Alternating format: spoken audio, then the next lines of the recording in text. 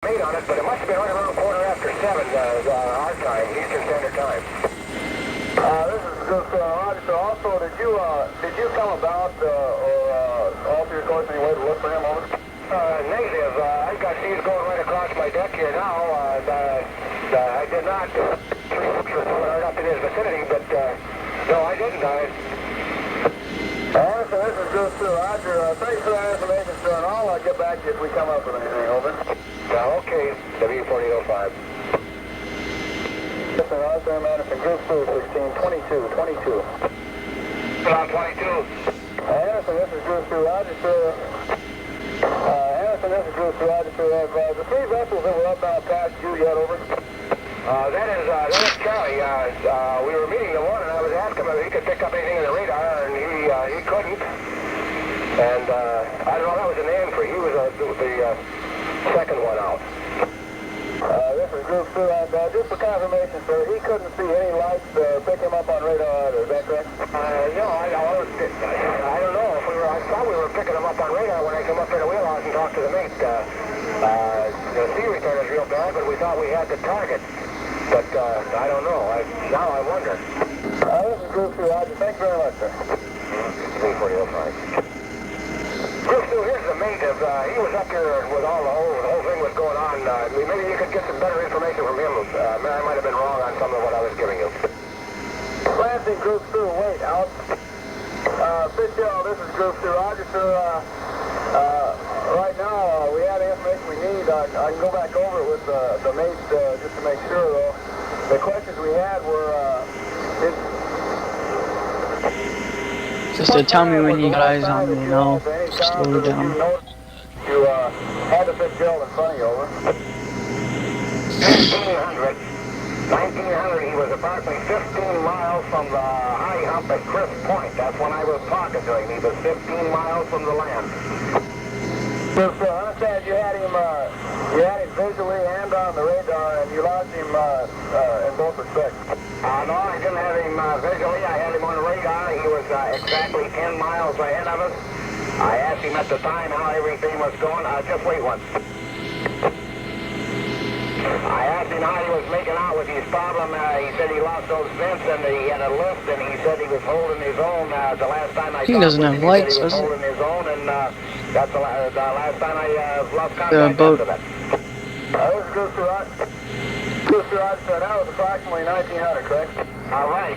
We held him on the radar up to, well, we started getting a lot of sea return, probably around between 8 and 9 miles, and when he got in the sea return, we turned the other radar on, and we really wasn't sure of any definite target after that. Yeah, I'm just gonna slow down now. This is Group 2, Roger that, and also, I understand there were 3 upbounders that were to keep an eye out for this, for the Fitzgerald, and they passed with negative contact, is that correct? Roger on that. We tried to call him about 6 or 8 times on emergency FM and emergency FM, and every day, and we cannot reach.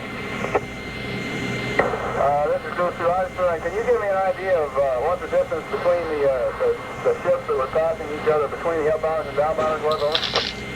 Well, he was, say, approximately 2 miles to the east of the course that we came down on off of Whitefish Point, so the upbounders that we met, they should have been just about in the course, reverse course line of what he was coming, or maybe a mile to the west of that. This is Group 2, Roger, sir. Thank you for that information. One other thing, just for confirmation, they saw no lights, and they picked him up. They did not pick him up on radar, but at the same time, you were tracking the 3 upbounders on radar. Is that correct, Owen? All right, we were picking up 3 upbounders up on radar, of course, outside of the sea return ring, down around Whitefish Point, and the lookout here was keeping a lookout, because at the time I said he was 10 miles, that we should see his lights, and the lookout was keeping a lookout. We never seen any lights or flares or anything. Anderson, this is Group 2. Roger, thank you for that information, and we'll get back to you if we need any further, over. Hey, Roger. W4805, the Anderson. Group 2, Roger, sir, can you give me the names of the 3 upbound vessels that were supposed to look for the Fitzgerald, over? I didn't get that. I didn't copy that. Anderson, this is Group 2. Can you help me out, sir, with the names of the 3 upbound vessels that were to pass the Fitzgerald? We know one of them was a Manfred. Do you have the names of the other two, over? You loaded? Control. Control. Yeah, you were coming in broken up. I couldn't read anything. Anderson. Control. Roger, we'd like to know the names of the three vessels that were supposed to pass upbound. We know one was a Manfred. Were the other two saltwater vessels also? Right. Buzz.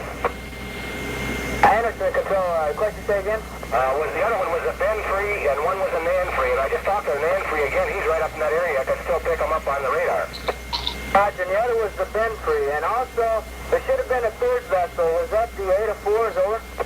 I think I'd heard him talking before, yes. This is to Control, Roger. Stand by. Conditions, over. Just a minute.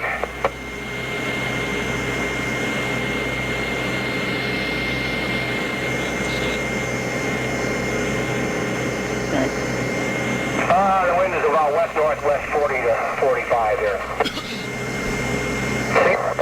We're in the bay here now. The seas are not quite as bad, but out beyond the point there, we were taking water 6 feet high right across our deck. Roger, sir. When you talk about 6 feet high across your deck, how much freeboard is that, over? We've got about 10 feet. I estimate some of the big ones between 20 and 25 feet. Roger, sir. Visibility? Well, there was occasional snow squalls, but as a rule, good. Roger, can you give me an estimate in distance? 10 miles? Yes, all of that at times. I mean, they're just diminishing in squalls occasionally, but all of 10 miles. So we're picking up the saltwater vessels coming down toward, well, we saw whitefish at about 20 miles. Are there any other vessels transiting either downbound or upbound in that area? Those 3 saltwater vessels are in the area. One of them is up past the area now, but when we last had contact with him, they made us talk to him at about 10 minutes after 7, 1910, and he said he was going along fine and no problems. Except that he didn't have a radar, and that's when the mate gave him his position. The 15 miles north of the Chris Point at 144 degrees. What was it? Was it 107? He said he was told him the last time he was just 15 miles from that big high land in back of Chris Point. Lagging mess. Sitting on 2. North of it. Back up to 25. If we need anything else, we'll be contacting you. I'm negative for this. This thing needs to make its mark. Is it gonna lag or not? Don't know where to throw it at the wall. Yeah, this is the Anderson. I was just one more thing I was happened to think about. That Fitzgerald is a weather ship the same as we are. You might be able to check through Lorraine and see if through your stations up there on Grand Marais. So if he put in a position, a weather report. Right. Roger, sir. We've been in contact with Station Grand Marais. They report that they've heard nothing to the end of Fitzgerald. Over. No, I was just wondering, he is a weather ship. He could have put it in Lorraine or any place. I was just wondering whether you could check through on that. The answer, this is the Control. Roger, we'll follow up on that. What's your present position on the weather conditions, over? We're down here about 2 miles off of Parisian Island right now. We were just getting ready to call you and give our time at Parisian. But the wind is west-northwest about 40, 45 here in the bay. But outside there, I took one seal. I got 10.5 feet of freeboard. And I got the extra deck back there, and I took one up around the lifeboat. So there was some very heavy seas occasionally. To Control, is it coming down at all, do you think? In the bay here it is, but the way the fellows, I heard a couple of fellows I saw talking up there, a couple of them wish they hadn't gone out. Right. To Control, Roger, did you pass anybody else that was upbound that's just recently? Negative. The last 3 we met were those 3 saltwater vessels, the Nan-free, the Ben-free, and I can't remember the name of the other one. This is Super Control, Roger, we have it. Do you think there's any possibility that you could come about and go back there and do any searching? Over. Oh, God, I don't know.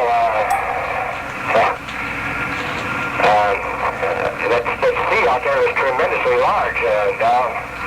If you want me to, I can, but I'm not going to be making any time. I'll be lucky to make 2 or 3 miles an hour going back out that way.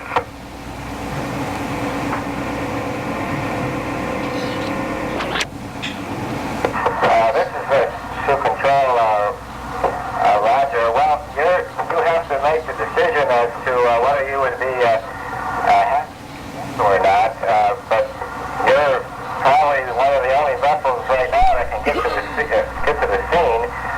We're going to try to contact those saltwater vessels and see if they can't possibly come about and come back also. But I understand you are alerted, is that correct? The radar here 10 minutes ago, and they were right up in that area. This is Sioux Control, Roger. We will contact them and see if we can't get them to search in the area also. We're trying to get a Coast Guard aircraft launch to come up to the area, but I would say things look pretty bad, like she may have split apart at the seams like the Morale did a few years back. Over. This is just what I'm wondering, because the mate come up here and we laid it off, and the last known position that we had on them was 14 miles west of Copper Mine Point. And now, we had been told, we just talked to him, about 10 after 7, and he said everything was fine, and of course with the sea return, never thought anything about it. But we saw there should have been ring buoys with lights on them flashing, and the visibility was good. Sioux Control, Roger, and you are definitely sure that he was ahead of you, is that correct? That is Charlie, yes, and the wind was west-northwest out there, steady 55, gusting to 70.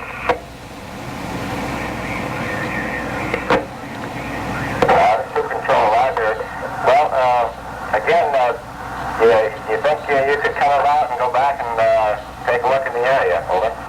I'll go back and take a look, but God, I'm afraid that I'm going to take a hell of a beating out there on it, and if they could get a search, if you could get a chopper over there, they'd be blowing over toward Copper Mine Point, and I don't know how far in there I could get. Let me take a look at the chart again. Roger, standing by 22. Been there a little ways, but there's also 4 boats under Whitefish.